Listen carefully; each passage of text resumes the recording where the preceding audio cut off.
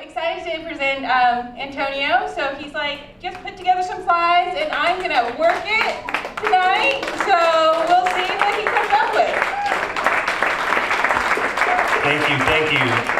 I am Antonio Edwards. I work for Tacoma Rescue Mission as well. And I am the Urban Grace 2009 Poet Laureate. And with poetry, when Marianne was asking me to give her 10 images, I was like, well, just go on my Facebook and pick 10 out. And 20 images. And she said, what are the images of? I said, of me.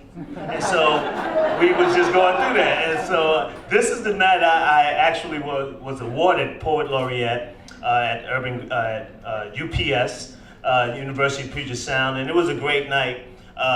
Becoming a Poet Laureate, what the title is and what the mission is to promote poetry. And that's something I've always done.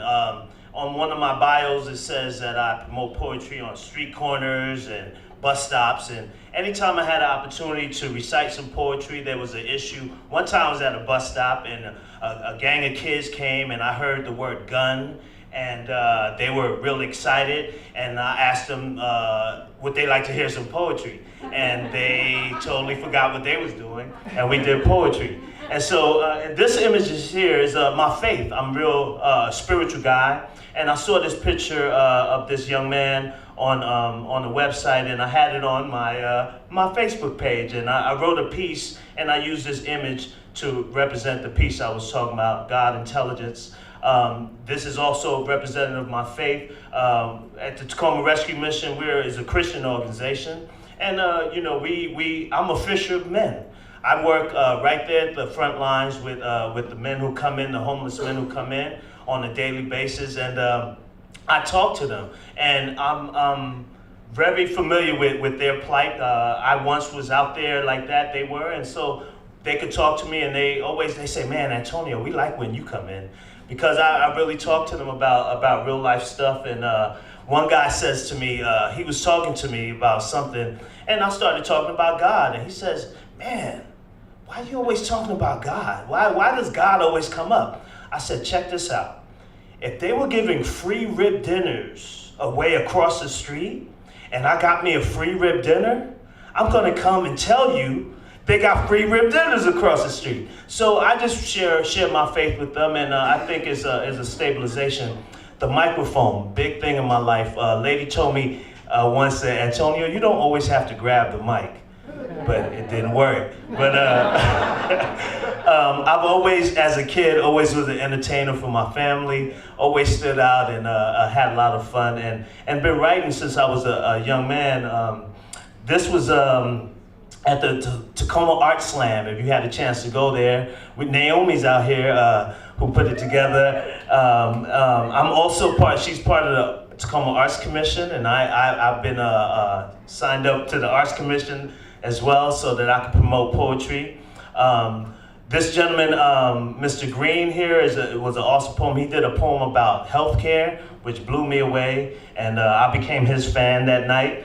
And the Art Slam was cool. Now I understand why they called it the Art Slam, because it was visual arts, it was photography, it was all types of art, dancing, and they slammed it all in one show. And it was great, had a great time. And passion, I heard a lot of talk about passion, and this picture to me represents the passion. I'm real passionate about, doing my poetry and everything I do. I put passion in it. I've been fortunate enough to perform, to do things that I really am passionate about. And I have a quote that I said, discover and support your passion, and your passion will find ways of supporting you. And so I put that on my Facebook page or something. I'm gonna quote that one day. Hopefully somebody will quote me. This is my teacher, Miss Wasserman, my third grade teacher. And there I am right here. And she taught me the love of writing. I do a poem all about Miss Wasserman, and I grew up in New York, Queens, New York, and that's PS 111. And Miss Wasserman was like my favorite teacher. She invited me to her wedding, and it was a great story. I'll tell you one day. This is City Arts Magazine, which is great as well. I'm in this article, and they have an article about me being a poet laureate. And one of the things I had struggles with. My poetry is, it says in the article that it's unpolished and not traditional. I have a thing, I say, this isn't your grandmother's poetry, And so I had a little controversy with that, and I had to deal with that. And then, I'm from the hood, and so the guys in my neighborhood, they was like, yo, what, you selling out on us? And so I had to deal with both sides of that, and I welcome that because the news have to be balanced, right? So I'm so glad that I'm able to represent my community and bridge into other communities, and through spoken word, there's no better way. Through the arts, that's I might not share your company, but I'll share your food and your art and things like that. So they put that in the article, and I didn't know that they were. This is another time I was performing at the Venom downtown, doing poetry, speaking to these people. I speak at schools, at colleges. I teach kids about speaking. This is my son, Antonio, 20 years ago. He's 22 now, he'll be 22.